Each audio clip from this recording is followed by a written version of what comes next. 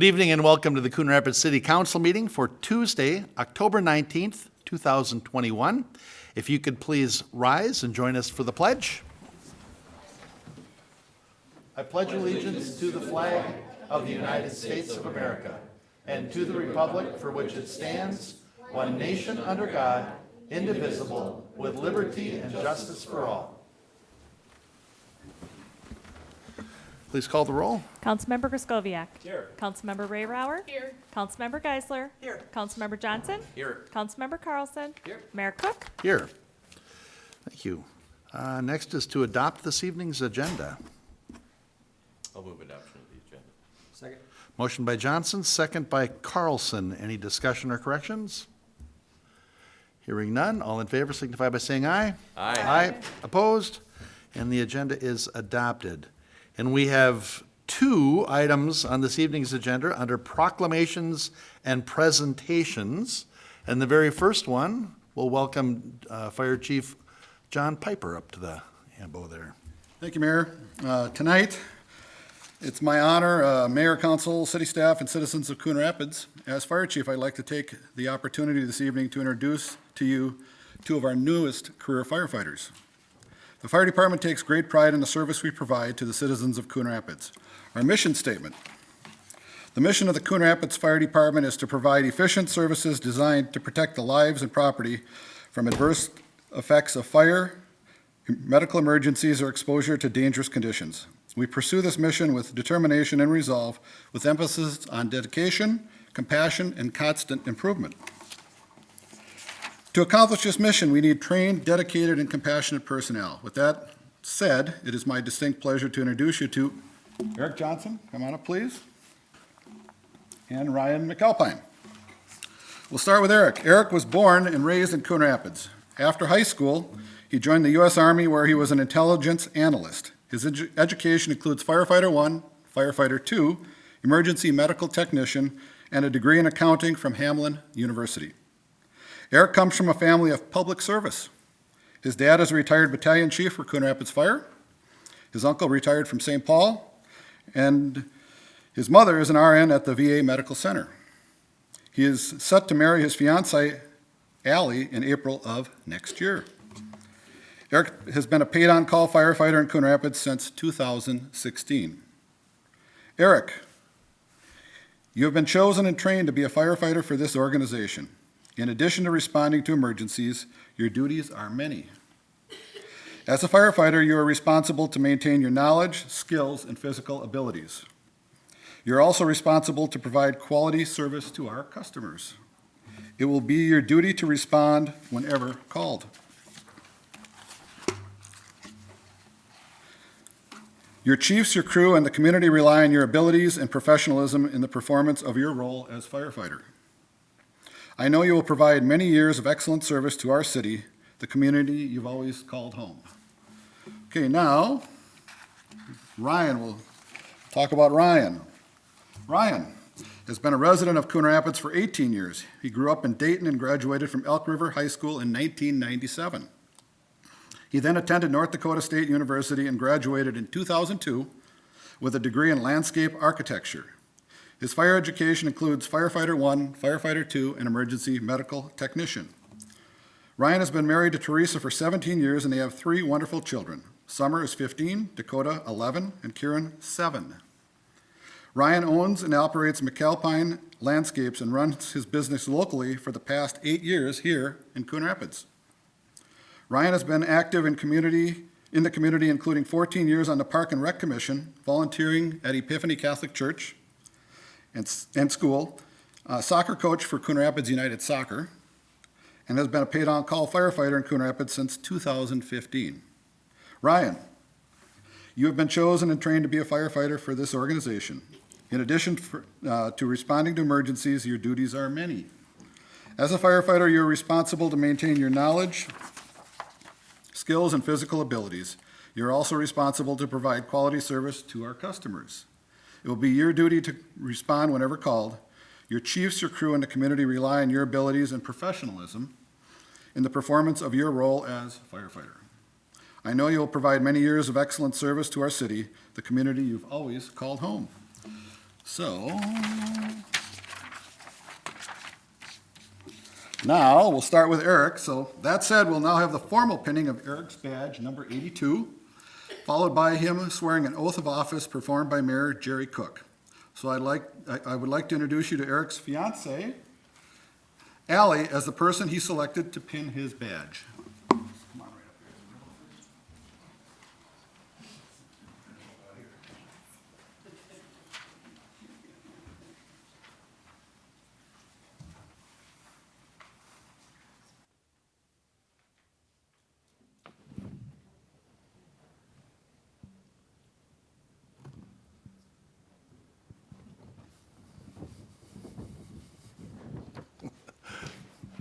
How you doing?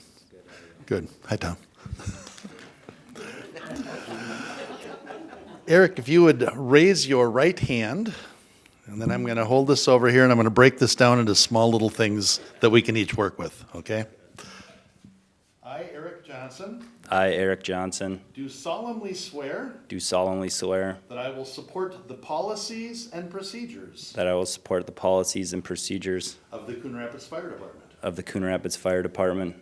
I will faithfully, honorably, and to the best of my ability I will faithfully, honorably, and to the best of my ability protect the safety and lives protect the safety and lives of my fellow firefighters of my fellow firefighters and citizens whose care has been entrusted to me. and citizens whose care has been entrusted to me.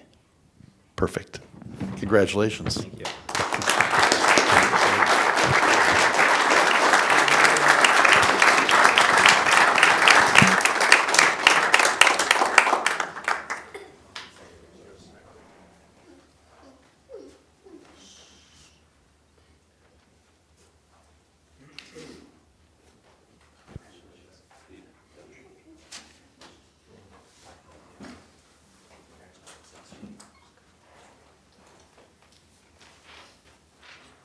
Thank you, sir. Back to you, Chief. Thank you, Mayor. Okay, now we'll have the formal pinning of Ryan's badge, number 83, followed by him swearing an oath of office performed by Mayor Jerry Cook. So I would like to introduce Ryan's wife, Teresa, right there, as the person he selected to pin on his badge.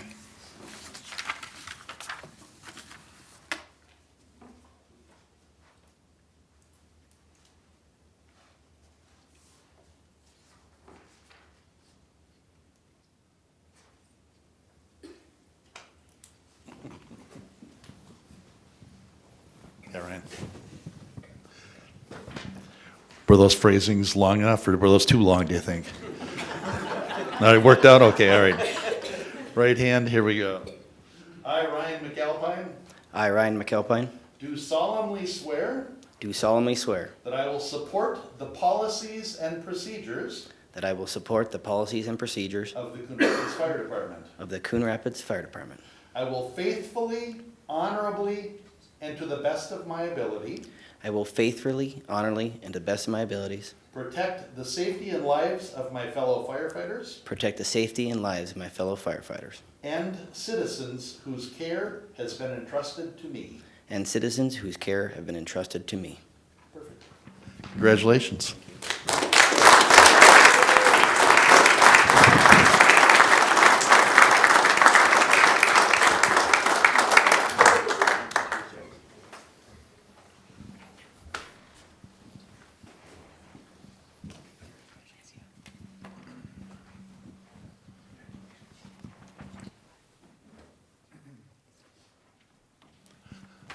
Awesome. We just have one more presentation to go, so if everybody doesn't have to go, you could hang on for just a moment, but we understand if anybody has to leave.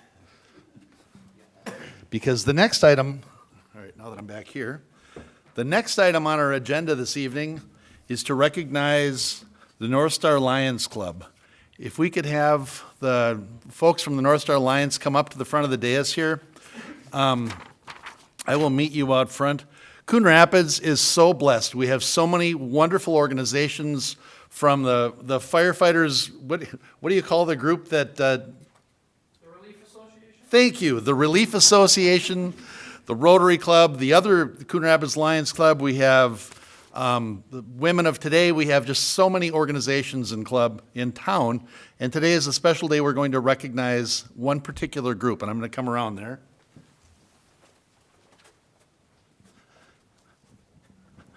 I almost should have stayed out here, but. So we have one particular organization that's just been the workhorse, that's been providing funding for Community Strength Foundation, that's been working the 4th of July celebration. In fact, we've got, the list is in the proclamation, so I'm just going to read the proclamation. Whereas the Coon Rapids North Star Lions have been serving the Coon Rapids community since 2008. And whereas the mission of the Coon Rapids North Star Lions is to serve the needs of the Coon Rapids community through a wide range of volunteer projects, and whereas the Coon Rapids North Star Lions assists with Snowflake Days, Arts Commission concerts in the park, 4th of July celebration, Fire Department open house, and assists other volunteer groups with community events such as Rocky's Pumpkin Patch, and whereas the City of Coon Rapids appreciates the efforts of the Coon Rapids North Star Lions for all of their community support, and now, therefore, I, Jerry Cook, Mayor of the City of Coon Rapids, on behalf of the Coon Rapids City Council, thank the Coon Rapids North Star Lions for their support in the Coon Rapids community, proclaimed this 19th day of October, 2021. And I would just like to interject one other thing. All of these things that it talks about, it says, and assists with the Arts Commission concerts in the park. That means they're out there every Thursday night in the summer, cooking burgers, making food, selling, and working out there no matter the temperature. The Fire Department open house. Now, that was a really nice little bonus. We had our fire department open house in the park, and it was a gorgeous day, and they stepped up and volunteered the hot chocolate and the coffee and cookies and served it, and that was awesome. The other one was... was it on here? The Veteran softball. the softball tournaments at the park. You know, it may be on here, it'll say, and assists with tournaments. What that means is they're out there from like 5 in the morning until midnight, cooking burgers, again, selling food, selling beer, whatever it's required, and several weekends over the year. And that culminates in the Veterans softball tournament in September, on or around the second weekend of September, which is just a huge event. There was, I think, 104 teams this year, 108 teams, and these guys are there, and they're just making it happen. And after the last assist with the fire department open house was like, we need to bring you folks in and recognize the Coon Rapids North Star Lions. And why don't you introduce yourself? I'm John Leggett, as one of the founding members of that club. So it's really fun to work with people, and we can use volunteers to join us anytime. Well, now that I've scared them, with how much work you do. I'm 80 years old. They can handle it. It is really fun. So my name's Kimmy Vandy Verde. I grew up in Coon Rapids my whole life. I'm just a lion cub. This is my first year. I started this summer just as something to do, and it's the sense of community that it brings and seeing everybody out and, you know, what we can do to help and just bring people together has been amazing. So I'm excited for our future. I'm Diane Busta, and I am the current secretary for the North Star Lions.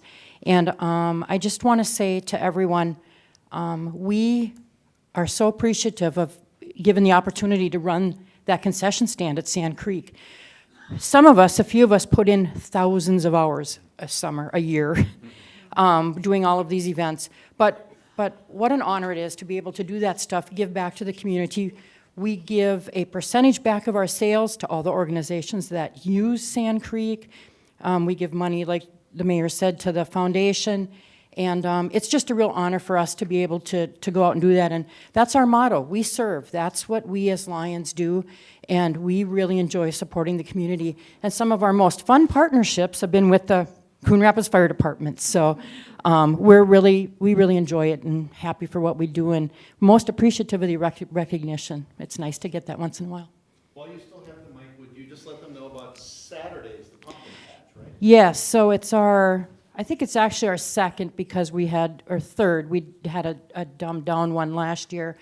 It's from 10 to 1 at Sand Creek. We have 2,000 pumpkins this year to give away to the kids. Our chair, Scott Lotta, has really stepped it up. We've got bounce houses for the kids. We've got the giant slide that the firefighters have at the 4th of July celebration is actually going to be at Sand Creek this weekend. So that'll be fun. We have musical chairs, a cakewalk, if you will, a pumpkin walk for the kids, face painting, bingo for the kids, lots of prizes. We have prize bags.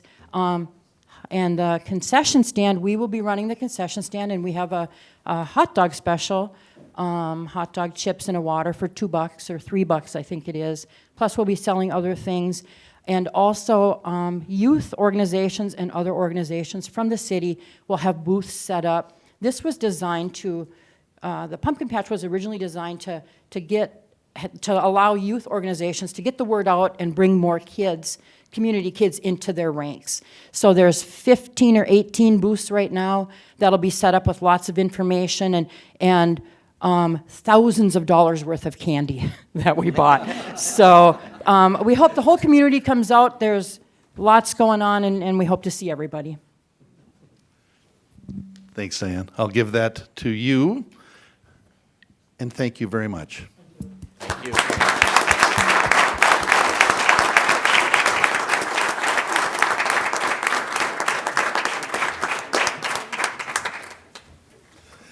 And thank you, everyone else, for staying. Thank you very much.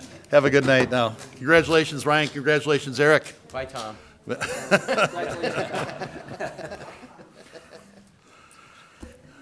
All right. Next on our agenda is the approval of the minutes from the October 5th, 2021 meeting. Make a motion to approve the minutes. Second. Motion by Carlson, second by Ray Rauer, to approve the minutes of the October 5th, 2021 meeting. Any discussion or corrections? Hearing none, all in favor signify by saying aye. Aye. Aye. Opposed? And that motion carries. We have 3 items on our consent agenda this evening. And the first one is to approve an off-sale Class A liquor license for Total Wine and More, 3400 124th Avenue Northwest. Minnesota Fine Wines and Spirits, LLC, doing business as Total Wine and More, has recently submitted an application for Class A off-sale liquor licensing to the clerk's office for the location of 3400 124th Avenue Northwest. The investigation and license fees have been paid, and the certificate of liquor liability insurance has been submitted. The police department is currently conducting background investigations on the applicants. Let's see, the issuance of the Class A off-sale liquor license is contingent upon successful background investigations, the issuance of a certificate of occupancy from the City Building Inspection Department, final approval by the Minnesota Alcohol and Gambling Enforcement Division, as well as there being no other licensed Class A off-sale liquor establishment located within a half-mile radius of the location at 3400 124th Avenue. So we're looking to approve a Class A off-sale liquor license to Minnesota Fine Wines and Spirits, LLC, doing business as Total Wine and More, 3400 124th Avenue Northwest, conditioned upon successful background investigations, the issuance of a certificate of occupancy from the City Building Inspection Department, final approval by the Minnesota Alcohol and Gambling Enforcement Division, as well as there being no other licensed Class A off-sale liquor establishment located within a half-mile radius of the location at 3400 to 124th Avenue. The next item on our consent agenda, item 5, is to approve the 2022 SCORE recycling agreement with Anoka County. Coon Rapids is entitled to receive reimbursement for eligible activities up to $219,132. This amount includes $199,132, which is our total population and household allotment for the recycling program, and $20,000 dedicated for facility improvements. The 2022 recycling budget will be approved by the city and county before year's end, and the SCORE funds will be available to Coon Rapids January 1st. The only substantial change to this agreement from past years is a cap on score funding for staffing. Beginning in 2022, staffing costs cannot exceed 75% of the city's grant allocation. The city's 2022 draft budget includes funds to cover any non-reimbursable staffing costs for the recycling program. So we're looking to approve the 2022 score grant from Anoka County and authorize staff to execute the agreement for the residential recycling program. Item 5, why don't you? Come on. I lost all my little markings here. Item 5 on the, I'm sorry, I'm up to 6, hang on. That was 5. Item 6 on the consent agenda is to accept the right of entry agreement with the Coon Rapids North LLC and Sherman Associates Development LLC. We're looking at the July 6, 2021 City Council meeting. An appeal of planning case 2122 submitted by Coon Rapids North LLC was approved and received conditional site plan approval for the construction of 2 apartment buildings to be located at 31XX Northdale Boulevard. The right of entry agreement allows the city to periodically enter the property to exercise hydrants and valves and to flush the water main system. The utility and drainage system within the site are considered private, and the property owner will continue to own and maintain these items. This right of entry agreement simply provides the city the ability to ensure appropriate public safety. So we are looking to accept the attached right of entry agreement with Coon Rapids North LLC and Sherman Associates Development LLC for 2 proposed apartment buildings known as Riverdale Station Apartments, phases 3 and 4. And that's our full consent agenda. Mr. Mayor, Councilmember Geisler, I'll move the consent agenda. Second. motion by Geisler, second by Rayrauer. Discussion or questions? Hearing none, all in favor signify by saying aye. Aye. Aye. Opposed? And that motion carries. And item 7 is to consider Resolution 21-104, amending the Capital Equipment Fund. Mr. Stemwedel, you want to cover that? I lost my little bullet points in here. Sure, Mayor and Council. Staff is requesting Council approve moving forward with the purchase of 2 trackless tractors that assist with plowing, particularly on sidewalks and other similar type of areas. These 2 items were included in the proposed 2022 budget. If we get the go-ahead to order them now, it'll have 2 benefits, primarily being some cost savings related to ordering them in '21 as opposed to the 2022 prices. And also we'll be able to get them earlier in the season, which will help with snowfall this year rather than if we wait until January to make the purchase. It's really not affecting this year much at all by the time we get them. So they are included in the proposed budget. This doesn't have an impact into the levy of the proposed budget as it's part of the capital fund sort of calculation. And so the net effect is the same whether we order it this year or next year. All right. Anybody have any questions of Mr. Stemwedel? Mr. Mayor, Councilmember Griscoviac? memo says we're purchasing 1 trackless. I think. I'm sorry, I misspoke, yep. Oh, okay, so there's one of those. Okay. A little bit further on this.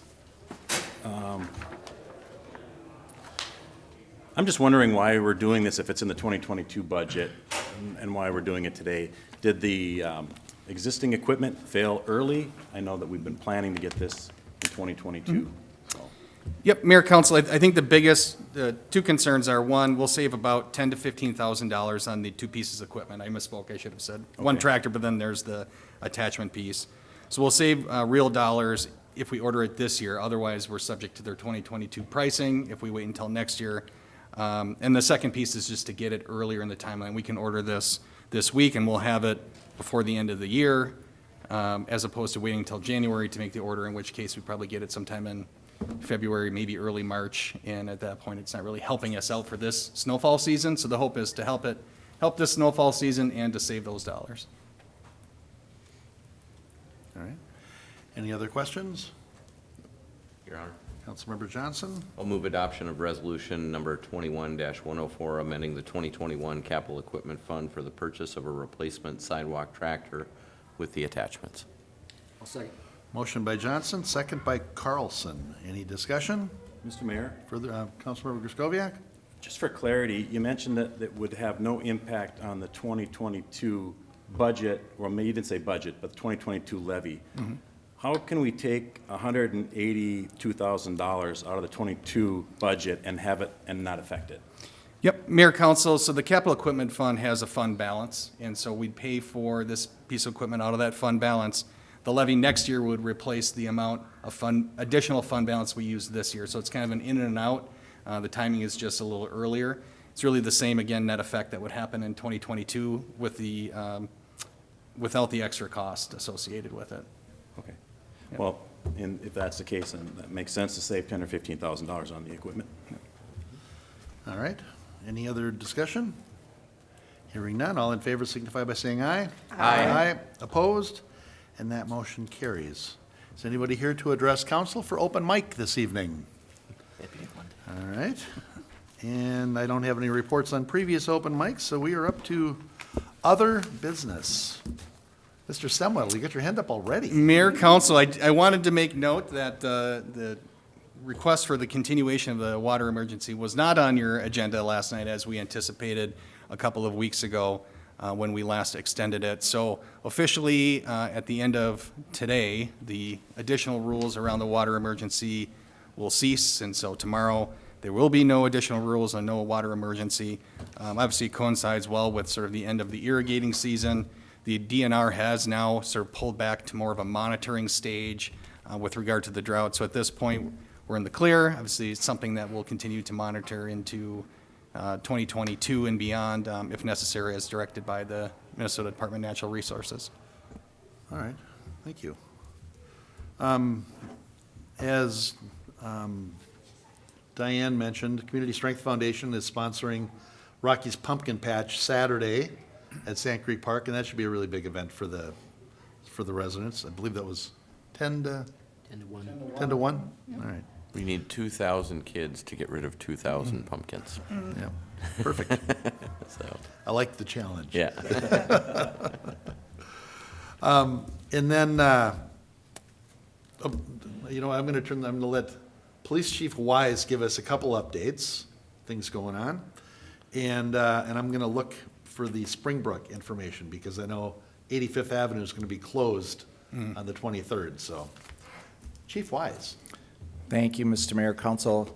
Actually, I just wanted to highlight a couple of things that the police department's up to. Is the women and men of the department have, they strongly support community organizations and certain things they bring to the forefront.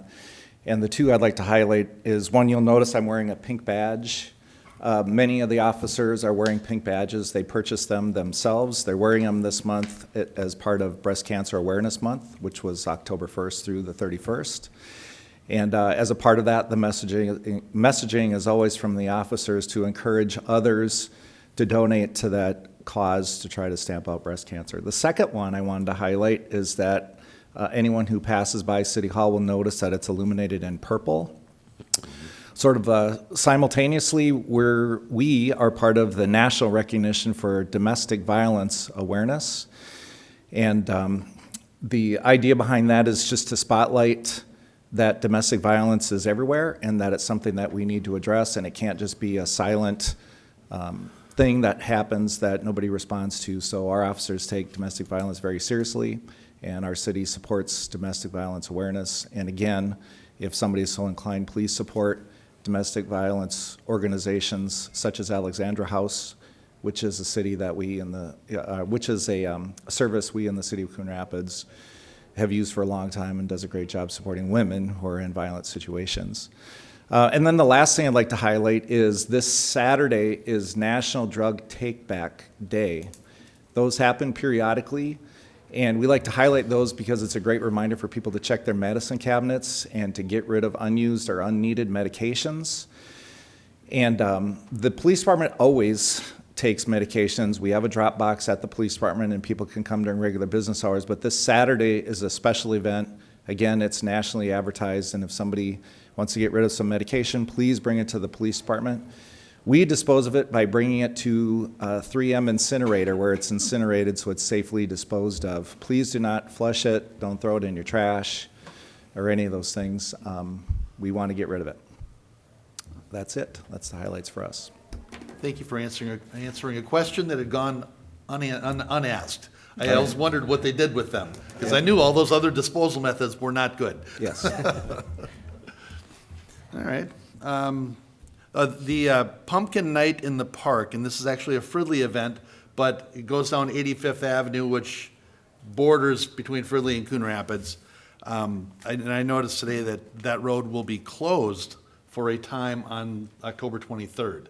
Now, normally they just let cars go through there, but they literally said the road's gonna be closed, so I'm not sure what's going on, but probably want to look into that.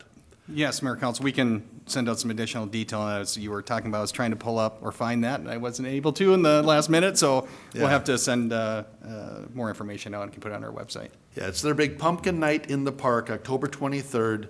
And the one thing they're doing differently this year is all tickets must be purchased in advance, and you can purchase them during business hours at Springbrook Nature Center or Fridley City Hall. And it's actually always a fun event, so it's been a lot of years since I've been down there, but. All right, other business to come before council? Mr. Mayor?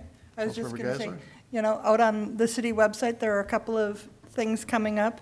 On next week, Thursday, the 28th, there's the Senior Center Bazaar, which is a fun event in the Civic Center side. So come support the seniors and shop for crafts and home decor, and they've got Christmas things out, and so it's always a fun event. That's next week, Thursday. Also, there was an advertisement put out for our commissions. We have a number of advisory commissions that support the city, and through volunteering, you've heard like the Arts Commission, with their concerts in the park, and that's one of the commissions. And so there's a place where you can actually apply to join some of our commissions that are looking for new members. So that's a key thing to go check the city website. All right. Any other business to come before council? Chief Piper, we mentioned it at the beginning during the swearing in, but the open house this year, did we talk about it last meeting? We didn't, right? No. This is the first meeting since then. Yep. So this was the year that we did it differently. We moved it out of the stations and moved it into Sand Creek Park. And we had to be out of town that day, but it looked like it went amazing. It did. There's a lot of comments that you weren't there. That was the one drawback. You had to just ask that one last thing, right? And he got you.